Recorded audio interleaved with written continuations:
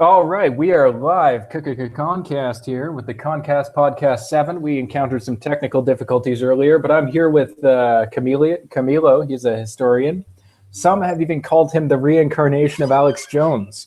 Yeah, But that's we're true. not. But we're not going to try to sell you water filters nor talk about gay frogs. Today we're going to talk about fascism, different kinds of fascism. What is fascism? Pro tip: it isn't punching somebody in the face. And what isn't fascism, but seems to be lumped in the same category? By a special class of person. Uh, there's no doubt that the class of people is special. I will say they are God's chosen. Oh, yes. Yes, yes. You know who. Anyways, so we're going to start off, just sort of repeat our intro, but faster. Italian fascism was, the original fascism. And the most common misconception about it is that it's a far-right ideology or even a totally right-wing ideology. Yeah, that's a very big problem that we have here in the scene, because fascism has its origins in the left, as we were talking before. Yeah. I mean, after World War I, as Camilo mentioned, fascism was really born out of World War I. There were a lot of different political ideologies going around. There was a lot of different anarchist movements, a lot of different communist movements, a lot of different kinds of socialism, a lot of different kinds of anarcho-capitalism, anarcho-communism, things like that, anarcho-syndicalism. And fascism was, and a lot of these movements had really narrow scopes as to who they appealed to. A lot of them were really just for low-level industrial workers. A lot of them were really just for people in the military. And Benito Mussolini, who beforehand was a socialist, and not just a socialist, as you said, the leader of the Socialist Party in Italy. Yeah, well, he came and he was in Italy and he saw that it was basically shit, that communism wasn't going to win and that it will always fail. So what did he do? He thought and he said, well, I'm going to make some changes. I'm going to change the focus. I'm going to move the ideology to the center, and I'm going to exit these left and right lines. Yeah. Incorporate some from the left, some from the right, very pragmatic, very wait and see sort of deal. And uniquely enough, fascism is highly centered around culture, as in traditional culture, but a lot of it is also centered around continuing to produce a distinctive culture. Sure, because you cannot always look to the past. You must also look to the future. But whatever you create must follow the traditions of your own country. Of course, and if you look up like futurism, for example, it's That's awesome. pretty much solely a fascist artistic movement. Well, we also have some in Germany. We have the Blood and Soil movement. Yeah, and Gottfried Fieder, etc. But there's a lot of different cultural things that were born out of fascism as well. And fascism is very unique in which it isn't really an all or nothing sort of ideology like the hardcore libertarian capitalism is, or the global communism is. Every incarnation of fascism or something near fascism has brought something to the table that has been distinctly from that form of fascism. Yeah, because that's one of the main tenets of fascism, that whatever form you decide to apply, it must fit to your country. It must learn from the country, from its history. Yeah, very, very historical school. I mean, and again, it's like, as I said in the past video, the alt-right, looking in without context, nobody can understand how the meme Nazis and the meme end caps and everything in between, fascist, National Socialist, Legionnaire movement guys, Traditionalist. traditionalists, rad trads, like Catholics that are more Catholic than Catholics in the Middle Ages, where monarchists, all these different ideologies can get along in a way that's more harmonious than actually the modern political discourse. Well, yeah, but I don't think that alliance is going to last so long, because we are No, of course not. how the alt-right is purging its own ranks. You see all the controversy with that guy Milo. Yeah, of course. There's but I mean, like, the thing about the alt-right also is that there's always purity spiraling. It's inevitable for an internet movement, really. Title and description will be edited. Hey guys, says Rudy Memes. But I mean, I sort of want to get people to grips as to what is and isn't fascism, and some of the different, a little sampler, picada mixed, hors d'oeuvre plate, if you will, of all the different kinds of fascism that have actually incarnated themselves in a major way. Okay, so we can start with the fascist movements, or we can start with the fake fascist movements. You say? Well, let's start with the real fascist movements, because we gotta start with the positive on this one. We'll go into the negative movements later, and then near the end, Camilo has a way that fascism can save Africa. So we'll talk about that a little bit. Okay, let's just start. I don't even know, and I'm fairly interested, actually. Okay, well, let's just start with the basics. So we got Italy, we got Mussolini, and we got a monarchy that is failing. And why is it failing? Because in World War I, it really didn't do anything. It just kind of helped Germany for a while, and then kind of helped. Well, I didn't really get anything. No, and it didn't get anything out of the deal. They were totally the people of the country were ripped off because they entered these alliances and supported these alliances and entered the war because they had the idea that the Italian nation would get something out of it. Whether they got like a few kilometers of Austria, and that was like all of it. Yeah, they thought they would either get land or they would get colonies, or at the very least they would get unity. But after World War I, Italy was more divided than it had ever been beforehand. Yes, of course. Within the borders. We had a lot of people dying, and now we have a lot of soldiers that don't know how to do anything but shoot a weapon, and we don't have anyone to shoot at. Yeah. And Italy. Those people and the lower classes must usually go to the left movements, to socialism, to communism, to anarchism, because they want to change the system. And we had a lot of uprisings in the north of Italy, a lot of factories being blocked, a lot of riots. Yeah. And well, in all that scenario was that Mussolini had the revelation. He said, I don't like the system, but I don't like going into a factory and killing people just because they have more money than I. Yeah, he pretty much just realized, this inequality is going to exist, and it has to exist to maintain a culture. Or he founded the Black Shirts and the whole fascist party. He started growing, and when the commies got off control, he said, if Italy can keep the commies away, I'm gonna do it.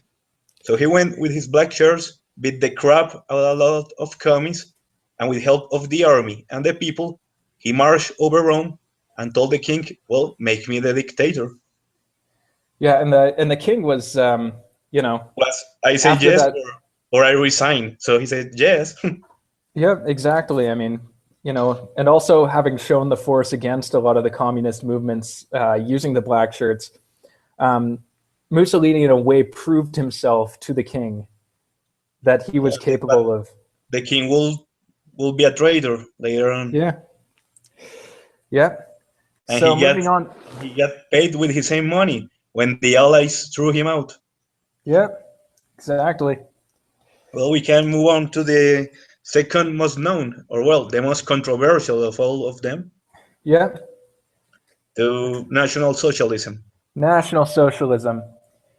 So basically, Adolf Hitler decided, that not only culture is important, but also the culture is born through a certain race of people that inhabit a certain area.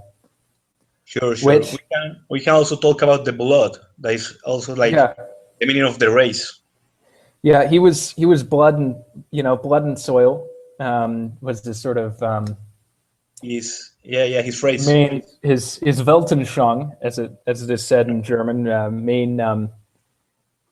main pillar of the ideology. It's hard to explain, but so basically Mussolini was all culture because Italy is a very diverse place and has always been a diverse place. It used to be a lot of different city-states. Even said that it wasn't necessary for you to be an Italian. You only had to really love the Italian state overall. Yeah. So he was the culture and the state, whereas Adolf Hitler was the culture and the race and the state. And sending expeditions to India. Yeah, well, that too. him and Gandhi were pen pals, by the way. Yeah. Well, the thing with Hitler is that we can see a lot of similarities with Mussolini. Yes, because and he also fought in World War One, and he was exactly lower class as Mussolini. Fascism is totally born from the popular classes.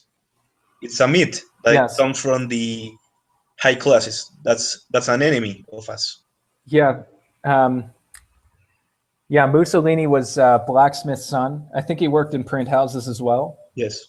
Later on, and then became a soldier. And Hitler was like born middle class, and then sort of went to the lower class when he abandoned his family to move to Vienna. Yeah. But again, let's just glaze over National Socialism a little bit, because you know how the internet really likes to, social media really likes to knock that one down. Yeah, sure. We can also say that it has similarities in how it started, because it started with the Jews uprising in Berlin, the Spartacist uprising, with Rosa de Luxembourg. And one can argue that Adolf Hitler was far more extreme than Mussolini, because the situation in Germany was far more extreme at the time than it was in Italy. No, of course. In Italy we have, like I said, a couple of riots, a couple of factories on strike, but in Germany we had a full-on rebellion. Yeah. 1,000 of commies with rifles just shooting everyone, making their popular justices. And well, the Freikorps, the soldiers that were in the front, they saw all this shit and they say, well, we were killing Frenchies, now we're gonna kill commies. Yeah. And then came back in force and destroyed everyone, basically. Now to move on, we're gonna go over a little bit of a lesser known fascist state that didn't really last that long. Romanian fascism. Yeah. Now Romania is very good. The Iron Guard. Yes, the Iron Guard, the Legionnaires. Now, I believe, according to, we're sort of in an echo chamber a lot of the time, so it's hard to understand what normies know and what normies don't know. But I think they're the most well known because they helped out in the Spanish Civil War, which we're going to talk about in just a minute. But their form of fascism, from my understanding, is far more rooted in religion and the Romanian Orthodox Church than was the other forms. Because in Romania, the thing with fascism is that it needs like a central belief in which to unite the people. So in Italy, as you said, we have a little bit of religion, a little bit of culture, and the legacy of the Roman Empire. Yes. In Germany, we have like race. We also have a little bit of the Nordic history, and we also have the culture, of course. But in Romania, they changed most of it and just took like a radical version of the Orthodox Christianity. Yes, which also fit towards their narrative of having to have a clear enemy. Yeah, because which like was, Romania and Bulgaria were like pretty shit upon by the Ottomans. yeah, exactly. They had the Ottomans, and additionally in Romania, there was a lot of plantation at that point from Hungary who were Catholics, especially in Transylvania area. So that really Yeah, helped and what we them have in rally Romania, around one central thing, which was the Romanian Orthodox Church. yeah, and what we have in Romania is like especially good. This type of clerical fascism because it has some sort of spirituality into it, like some mysticism about the sacrifice of the legionaries and all of this comradeship. It's pretty good to read what Cornelius said. Yeah, of course. And I mean, also, Romania was to a certain degree more of a backwater than Germany and Italy. Certain And degree. if you see, Germany was highly concerned with producing their own propaganda. Italy was very concerned with, some censorship and also the power of more the written word than visual cues, because Mussolini was a newspaper man. Yes. And what a lot of people forget is before there was the media, there was the church. Yeah, of And in a course. Like place that's a little bit more behind, yeah, of course, in a place that's a little bit more behind the times, like Romania, it still is a lot, but some of that can be chalked up to the Soviets. It made a lot of sense to forge tight, as a fascist government organization, to forge tight friendships with the Romanian Orthodox Church. Yes, of course, because in most of the villages and towns there was little government control, but the church was very influential. And if you went to the chapel, you will find the whole village there in a meeting. Yeah. And whatever you said, it was going to be broadcasted to everyone, basically. Mm-hmm. And if the priest says join the Iron Guard, well, the people are going to join the Iron Guard. Yeah, exactly.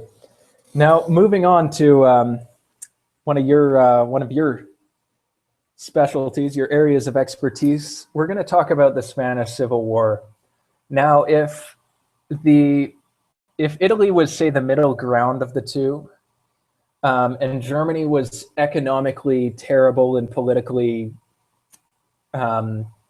impotent at the time of the Weimar Republic, post World War I would say that Spain was politically on fire and economically not quite as bad as Germany, despite the Second Republic being just a terrible, terrible idea and poorly drafted government.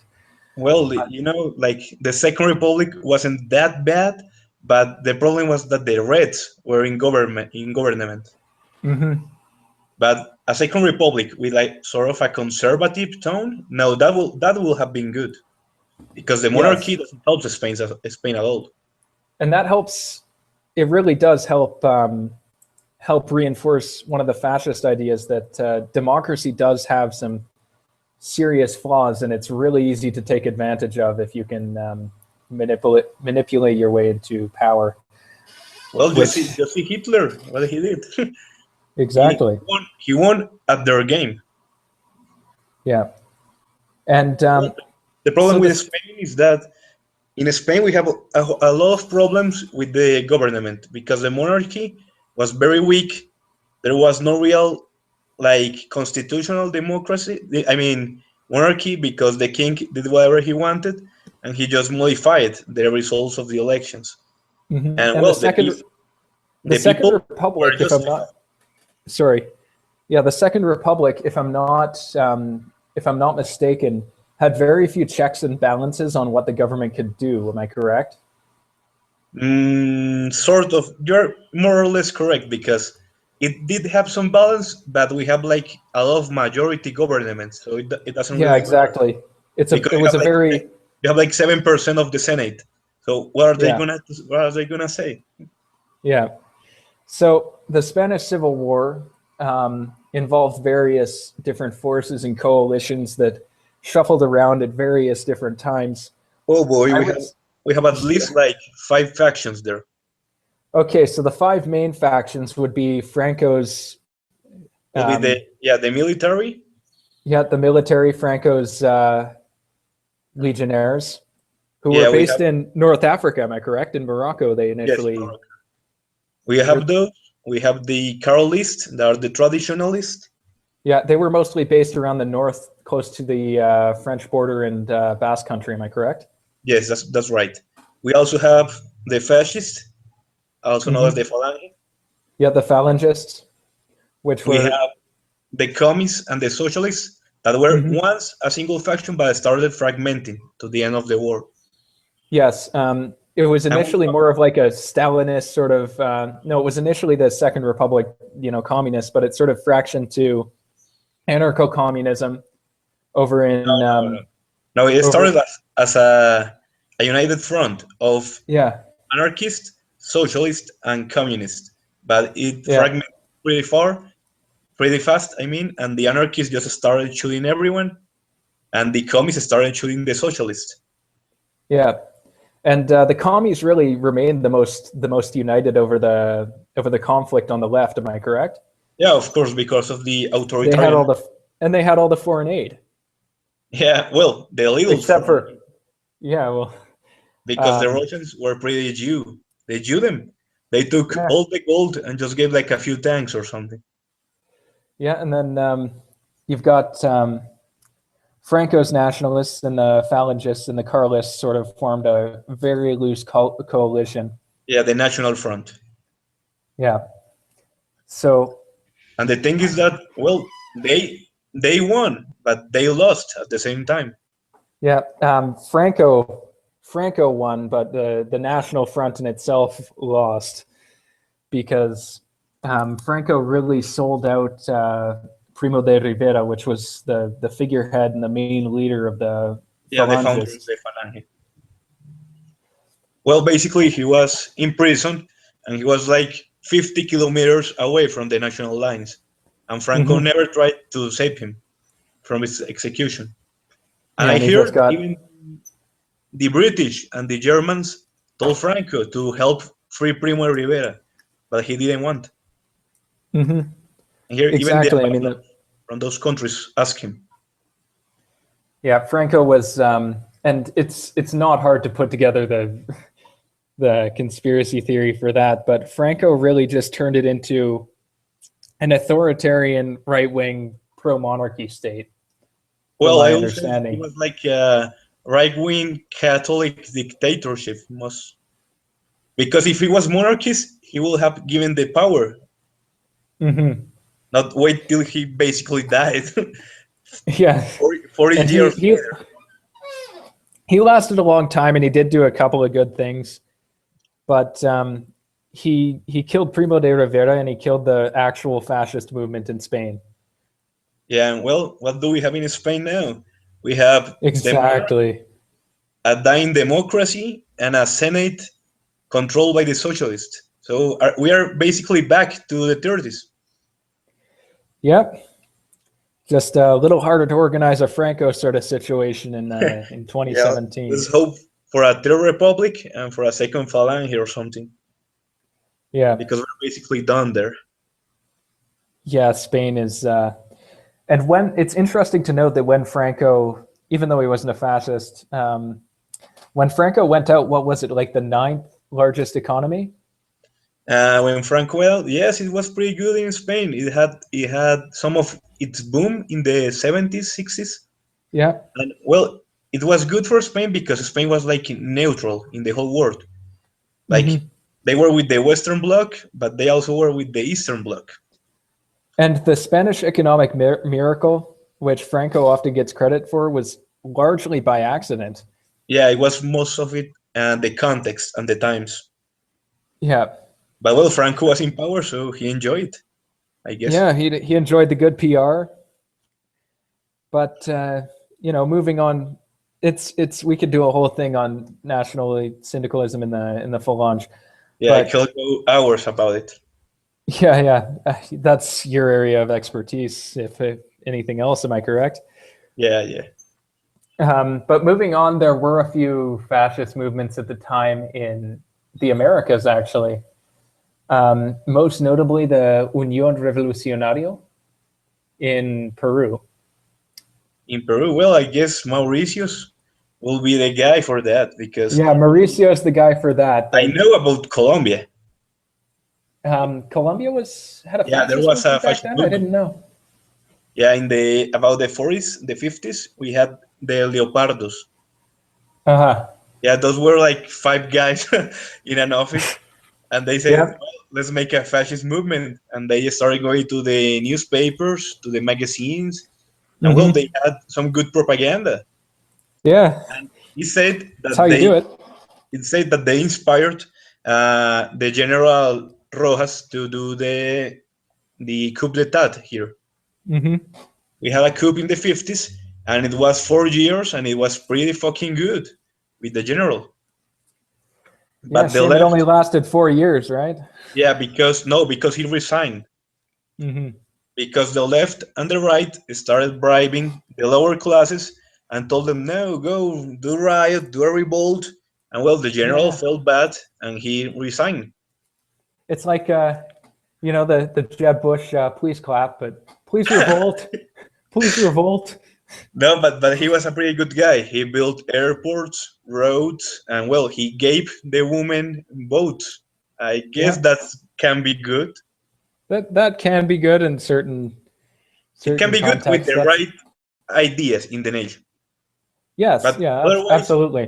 otherwise, what we have is a lot of practically secure votes for the left. Exactly. But yeah, Unión Revolucionario, we've got Colombia. I don't think there was Yeah, nothing in Brazil for the most part, like right? we had integralism in Brazil. I didn't know about that. What went on Well, there? it wasn't really fascism. It was more like fake fascism. So Basically, it was like I think a dictatorship, and it was basically like Franco, but worse. yeah, like a Catholic dictatorship. Yeah, and they went a lot with, yeah, we're for the people and this and that. Oh, we forgot about Peronism. Yeah, Peronism. I consider it. Peron. Do you want to finish or should I finish? No, you finish. For those who don't know, Peron was an Argentine soldier, born middle class. His dad was a farm manager for most of when he grew up. And he went to Italy for a military exchange because he was into like military ski operations to train Italians, from my understanding. And Yes. he took a lot from fascism, but he switched it around quite a bit. Do you want to go over a little bit of how Peronism differs from Italian fascism or fascism in general? Well, the thing is that Peronism has two phases. The first one is like the one you're talking about. That Peron was like pretty tame. He took things easily. He said, no, we are working with the people, but we're also working with the middle classes. And he was more or less like a soft dictatorship, and he was like center. Yep. But then he got with a girl named Evita. Mm-hmm. Well, Evita was full on 1488 Sieg Heil.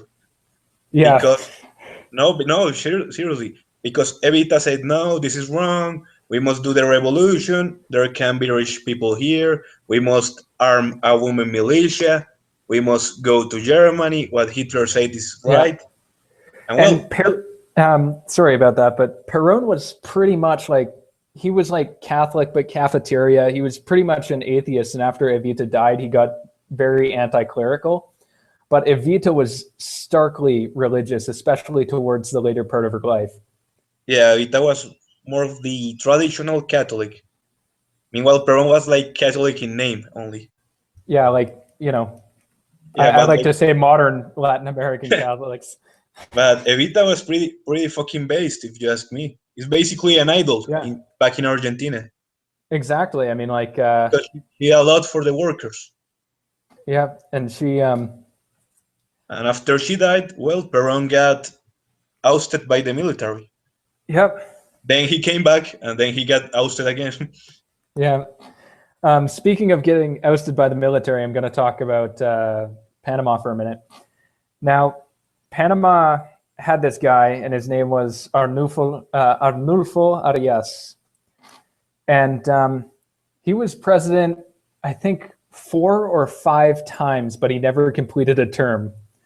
Why didn't he complete a term? Well, you see, the first time he was president, he was a straight-up National Socialist, and he, in his inaugural address, he actually offered Adolf Hitler some land to do what he wants with. So he got ousted in a few months after that one. And then the second time he got ousted in 3 days, 3 or 4 days by the military because the U.S. just didn't want him in, and they were like, let's face it, Panama's a colony of the U.S. It was more so then, but it still is. Puerto Rico of Central America. Yeah. But yeah, he was pretty based. His party is just his party's terrible now because they're just sort of like they're in power right now. Sort of, they've got like the presidency, but they don't do a damn thing. Just another. They're the third corrupt party, not to be confused with the first or second parties. Yeah, it's like the same that happened with the party of De Gaulle in France. Yeah. Well, De Gaulle was pretty base. He was right wing, yeah. And he hated the commies. And after he died, his party went to shit. Exactly. That's what happens. Became you get a Les Républicains. Mm-hmm. Yeah, Les Républicains. De Gaulle was so French. I can't even like. He's like the essence of Frenchness. Like, you know, like okay. I mean, he was okay. He was okay, but I mean, like, he was just so French. Like, like when when the British came and the British and Americans came and like liberated Paris.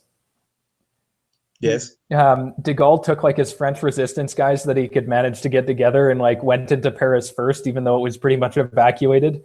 He made the British and Americans go into Paris first, and it's just like, this is a great victory of the French people and the French alone. Well, I'm just going to tell you that La Resistance is basically a myth because they were useless, completely useless. Yeah, the only French resistance members that did anything were those that were pretty much run, signed, sealed, and delivered by British spies. Basically, yeah. And well, we can now delve into the fake fascism regimes, if you want. Yeah. Oh yeah, well, this will be fun. Well, I have a term for that. That is made by an academic named Griffin, I believe. Griffin. And his term is parafascism. Parafascism, yeah. Yeah, it means a system that borrows from fascism, but doesn't follow the same ultimate goals. Yes. And a lot of the time, that's because they want the aesthetics of fascism and the aesthetics of strength, strength that fascism offers, but they definitely have an ulterior agenda. Yeah, and an agenda that is usually marked by the right. Yeah. Now, to start, let's go to the elephant in the room, Augusto Pinochet. Oh, Pinochet, you mean? Yeah. Doctor Allende, soy sí, yeah. Well, let me tell you, Allende as shit. He was pretty much the doom. Oh yeah, like no, I'd rather have a Pinochet than an Allende. Like, yeah, I don't want to go full commie either. Yeah, and but the problem is that Pinochet ultimately failed because Chile is basically socialist today. Yeah, I mean, like a couple of his constitutional amendments have kept it stable. But aside from that, it's pretty much 100% cucked. I mean, like, since he resigned, they've had 2 communist parties and a socialist party in power, right? Yeah, and like they haven't even had one right-wing party. A female president that was just pure cancer imbued. Oh yeah, isn't he like his name reminds me of Piñas? Like just some center-right shill, right? Yeah, I can't remember it for my life. I can't remember it, but I know it was shit because I was alive and it was shit. He's running again. Oh God! Well, I think all the earthquakes that Chile has is because of that. I'm sure it's because of communism. It's God taking just vengeance upon them. But well, the thing is that okay. There's Allende. He won the elections. We are going to improve the people. Blah blah blah. But he ultimately wanted to make it a Soviet state. Yeah. No, he That's wanted to have full control over his little Soviet puppet. Yeah, and Allende, against what people usually believe, he was red bourgeois. How do you pronounce that? Yeah, bourgeois. Bourgeois. Yeah, Yeah. he was basically rich as fuck and had a lot of properties in Chile. He wasn't Yeah, no no, champion. he was a medical doctor. Like I used to work for somebody who knew him personally. Like spent time at his house before he was president. He was a medical doctor, and there was like no, he was the complete opposite of a man of the people. It's just like, oh yes, those poor folks that live in the slums doing factory work. Yes, they seem very nice. I should get to know them sometimes. One day I'll get around to it. Oh, give me a sec. Okay, good. And Yeah, well, the yeah. thing is that he won, and then Pinochet came and said, no, we can't allow this in Chile. So he took Yeah. the army, he went to the presidential palace and basically shot everyone. Yeah. And he became dictator for, what is it, 15 years? Yeah, like I mean, more than that, really, because if Well, the thing is, he was president for life, and then he was commander in chief for longer. And in a state in which you have personally proven that you can perform a coup, commander in chief really is a more powerful position than president. yeah, it's basically the moderator of the president. Yeah, and then he was diputado por vida, senator for life. After that, until he died. Died free. Yeah.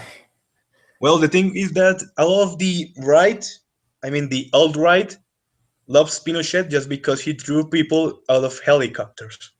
Yeah, which That's I think is hilarious, by the way. I think the memes are just, I like that meme, but... No, I like it too, but it's a meme. Exactly. Yeah, you can base your political ideology on throwing people out of airplanes or shit like that. I mean, he killed commies. I mean, that's always good. But he also didn't work wonders on the economy. I mean, Chile was pretty okay with Pinochet. But after he left, it really became the economic miracle days today. Mm-hmm. Yeah, and I mean, part of that is because he introduced basically some things that would guarantee that the U.S. would be friendly to them afterwards. Yes, of course. And that the socialists couldn't fuck it up as bad as Allende did. I mean, the U.S. were the ones who killed Allende, really. Yeah, because they needed the copper. And they didn't want no Soviets in America. Exactly, like Nixon. Nixon said, "We've got this is a quote from Nixon. We've got Cuba up to the north, and they're red, and now we're getting Chile down to the south, and they're red. And the reason we cannot let Chile go red is because that would just turn Latin America into a red sandwich." Well, he was more or less right, Mm-hmm. And now we all see what communism does. Just look at Venezuela. Yeah. Like communism, not even once. Yeah, communism, not even once. Yeah, there's a lot of Venezuelan refugees where I'm at, man. Oh boy, and, ask me. I'm their neighbor. Yeah. And I don't know about you guys, but like until recently, the Venezuelans that came here were hookers. No, that's the eternal Venezuelan will always sell the vagina. You go to the street and 9 out of 10 street vendors are Venezuelan, and basically all the whores are now from Venezuela. Yeah. They are taking our jobs. they're cutting into your national production, man. But They antes estaban toda colombiana, but de Medellín y Cali. Well, but Soy de anyways, Medellín, cariño. But anyways, no lolly, no buy. yeah. If her age on the clock. Well, let's get back to topic, please. Let's get back to topic. Yeah. Anyways, Well, the thing is that Pinochet did all this shit, but really, Chile is like one of the worst countries in Latin America for equality, because you got the big skyscrapers, you got the elites, the financial, the people who. And then you got a bunch of Mapuches that are living in the mountains, choking on their own wood smoke. Mapuches are a fucking meme, dude. You have been exterminated by the Spanish. And all of them, I swear to God, all of them are left wing. All of them. Yeah, well, you know what they say, that the squeakiest wheel gets the oil. And well, the thing is that, we have the skyscrapers, and you go like 3 blocks away, and you have like something made out of steam metal and wood. Mm-hmm. Exactly. And well, most of Chile population is pre-wars, and that the per capita and the human development doesn't really show how good a country is, because they don't go and measure human development in the slums or something like that. And again, well, except Africa, that is all slums. Yeah. Well, speaking of Africa, let's get on to that. How's fascism gonna save Africa, Camilo? Like, are you talking like fascism run by like Europeans, or like homegrown African fascism? No, boy, we are talking about if it's fascism, it must be local, Mm-hmm. Well, the thing about Africa is that Africa has a lot of tribal identities, and that needs to be erased. And how do you erase tribal identities? Well, you get loyalty to the state. Yeah. And that's how fascism can save Africa. If you destroy those petty ethnics, you can create a strong nationality, and after that you can kick the fucking Chinese out of Africa. Exactly. I've got a guy that's I know a guy who was working in Rwanda, and he said that Chinese are just buying everything they can stick a seed in. If it's not bolted to the ground, the Chinese are going to take it. I swear to God. Yeah. And the Africans whine a lot about white people, but really, nowadays they should whine about the Chinese. Exactly. I mean, they take the natural resources, they take the farm plots, they take cheap labor. They basically are the ones who run Africa. Yeah, and I mean, they don't even give anything back. I mean, at least the colonists built schools and built roads, infrastructure. But these Chinese, they just take the money and run. Yeah, they just pay in what's the money of China? Just forgot. Yuan. Yuan, yeah, they just pay in yuans. What the fuck are you going to do with that? Are you going to fucking eat that? Yeah. No, it's. I mean, and the problem of Africa, I mean, white people had something to do with it. But if Africa stayed a colony until like 80s or 90s, I think we should have a better situation today. Exactly, because I mean, if decolonization wasn't rushed, even most of was slower and more developed, but the niggers kept revolting and asking for more independence. Yeah, and of course, our good friend Mr. Kissinger was helping the process along quite a bit. But you just need to look at Algeria. Or Argel? How is it in English? Algeria? Yeah, Algeria? Yeah. Well, the thing is that they kept their independence movement, they kept their guerrillas, they killed Frenchies left and right, and well, like half the population is now in France nowadays. Yeah. Why the fuck? Didn't you want independence? Exactly. I mean, when you were a colony, you could go to the metropolis, but you're not a colony anymore. Yeah. No, and I mean, like, a lot of the countries that were like on the firing grounds for being racist colonists, like Rhodesia, you got apartheid South Africa, the main two, but also Rhodesia, Southwest Africa. Rhodesia is a sad story.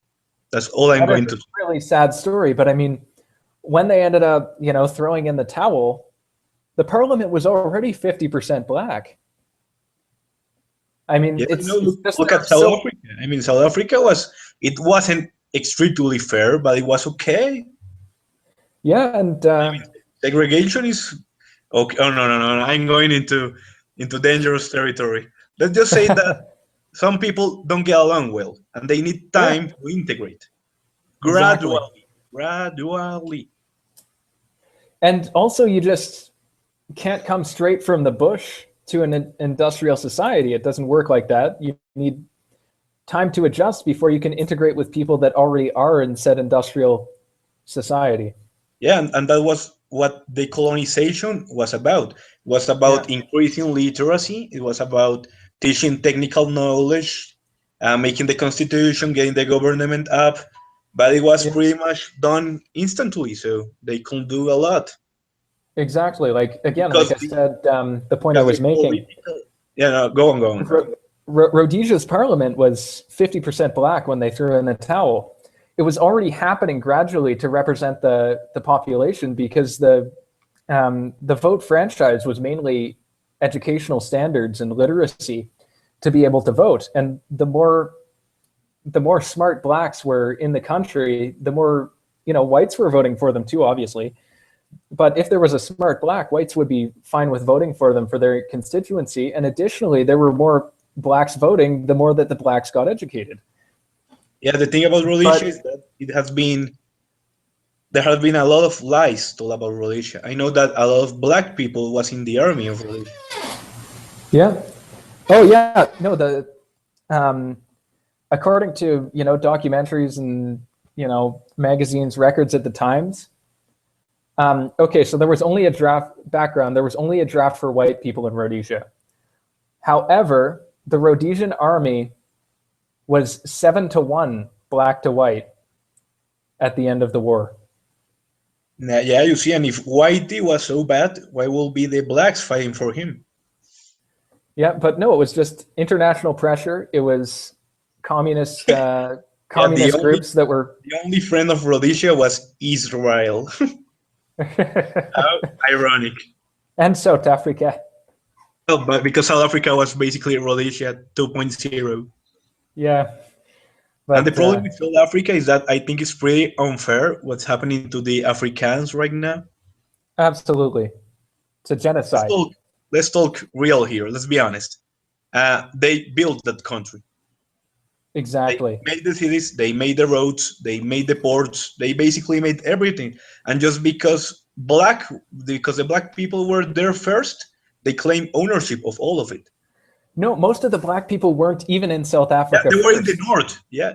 There was Zulus and there was Matabeles, and both of those ethnic groups had already, pushed other black people out of the places they were inhabiting, which, by the way, were just corners of the South Africa.